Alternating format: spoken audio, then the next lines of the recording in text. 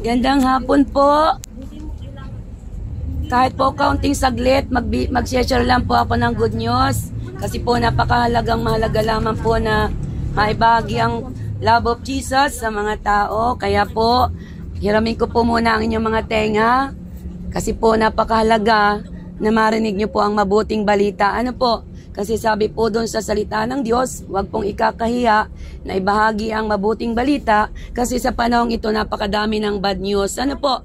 Kung manonood po tayo ng mga palabas sa TV, puro po bad news, patayan din, digmaan dito, lindol doon, tsunami, sunog, at kung ano-ano pa. Kaya po napakahalaga na bahaginan kayo ng mabuting balita. Ang mabuting balita po na sinasabi sa Biblia ay walang iba kundi po yung patungkol kay Jesus Christ. Diba lahat naman po tayo naniniwala na si Jesus ay Diyos at tagapagligtas at yun po yung binabahagi namin. Wala na lang po akong binapamigay na babasahin, kaya po wala po kang maipamigay. Pero yung mga salita po ng Diyos na maririnig nyo, hanapin nyo na lang po sa Biblia. Kasi po tayo po ay we are living in the last days at ang panahon po ay paiba na ng paiba. Kaya po napakahalaga na ibahagi ang pag-ibig ng Diyos sa mga bus, sa jeep, sa palengke, sa eroplano, sa train, sa lahat ng mga lugar na matatao para po marinig ang mabuting balita. Hindi naman po ako nangingi ng pera ha.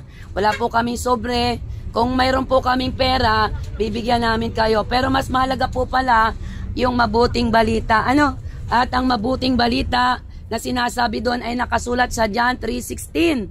Gayon na lamang ang pag-ibig ng Diyos sa sanlibutan, kaya po isinugo niya si Jesus upang siya po ay maghirap sa cross, namatay sa cross para sa iyo at sa akin dahil mahal na mahal po tayo at ayaw po ng Panginoon na tayo ay mapahama. Kaya po tayo po ay napakahalaga na bahaginan ng kaligtasan. Tandaan nyo po, hindi naman po kami namimilit. Basta lamang po ang utos ng Panginoon. Sabi doon, ibahagi mo ang pag-ibig ng Diyos para ang mga tao ay makarinig. At ang Diyos po ang nagliligtas. Hindi po ako ha. Ako po ay tagasalitang min lamang. Kahit may po medyo maos na. Pero napakahalaga po. Importante po kasi na makarinig kayo. Hindi po religion ha. Wala po akong dalang religion. Kahit anong religion po ang pasukan ko, hindi po ako maliligtas nun. Subalit, ang magliligtas pala sa atin ay yung magkaroon po tayo ng maayos na relasyon sa Diyos. Yung personal, tanggapin mo siya na Diyos mo at tagapagligtas at siya po yung magdadala sa atin sa buhay na walang hanggan. Pansamantala lang po tayo dito sa mundo. Pansamantala lamang po. Kaya po sa tanghaling ito, tandaan ninyo, mahal na mahal po kayo ng Panginoon. At ang oras na to, 12:56, kayo po ay nakarinig na salita ng Diyos na sinasabi po sa atin na mahal tayo ng Panginoon. Hindi po namimili ang Diyos, presidente ka man, kahit sino ka man, basta mahal ka ng Diyos. Kaya po siya namatay sa iyo at sa akin. At mayroon lang tayong gagawin na para matanggap natin yung kaligtasan. Tandaan po natin, wala pong ibang daan papunta sa langit. Dahil sabi po sa Biblia, sa John 14:6, tandaan nyo po yun. Pag may Bible po kayo, hanapin nyo yung John 3:16. John 14:6, sabi po doon, Jesus is the only way, the truth, and the life. No one comes to the Father except Jesus Christ. So walang magdadala sa atin sa buhay na walang hanggan sa langit, maliban tanggapin po natin ang Panginoon. Wala pong relihiyon. Kaya po sa tanghaling ito, gagawin lang po natin ay patuloy na kilalanin ng Diyos at malinaw po yung sabi sa Biblia, kung naririnig nyo na po yun, John 3:3-7, one person must be born again to see the kingdom of God. Maliban ng isang tao ipananganak na muli, hindi po siya paghaharian ng Diyos. Kaya po, yun po yung mabuting balita. Ang Panginoon ay namatay dahil mahal na mahal ka, ako at ikaw, para tayo maligtas. At sa hapong pong ito, 3 bagay lang po ang iiwanan namin para po at least matanim po sa inyong puso at isip yung 3 bagay na M. Ano po, kung gusto natin matanggap yung regalo ng Diyos na buhay na walang hanggan. Ang unang M po, na tandaan po natin, sabi po sa Roma 3:23, ang lahat po ng tao ay nagkasala at walang nakarating sa kaluwalhatian ng Diyos. So, ibig sabihin tayong mga tao ay nagkasala, makasalanan, walang matuwid, wala. Kasi kung matuwid tayo, hindi na kailangang mamatay si Kristo sa cross. Kaya po ang gagawin lang naman natin magsisi. Humingi po ng tawad at patatawarin tayo ng Diyos. Ang Diyos ay maawain, mapagmahal. Ang gusto lang po ng Diyos tayo ay matutong magpakumbaba para makasumpong tayo ng kapatawaran. Mahal na mahal po kayo ng Panginoon at lahat po ng tao. Kaya po yun yung unang M para po tayo makapunta at makamtan yung buhay sa langit. Pangalawa pong M ay nakasulat sa Efeso 2:8-9. Sabi doon, may regalo ang Panginoon sa iyo at sa akin. Ang regalo ng Diyos ay buhay na walang hanggan. Kaya po yung buhay na walang hanggan ay napakahalaga. Kaya po salamat po sa bas na to, pagpalain po ng Panginoon. Napakahalaga po ng buhay na walang hanggan.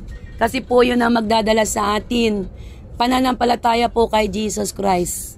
Wala pong iba. Kaya yun po yung aming sinasabi sa inyo. Wala pong magliligtas.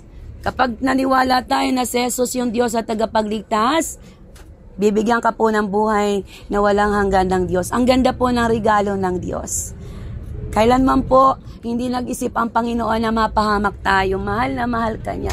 Wala pong pinipili ang Panginoon. Wala po. Kaya po yun yung aming trabaho lamang. Magbahagi bilang mga misyonary. Trabaho po namin. Pero hindi po kami nanghihingi ng pera. Sumasakay man po kami sa bus. Wala po kaming sobre. Walang buslo.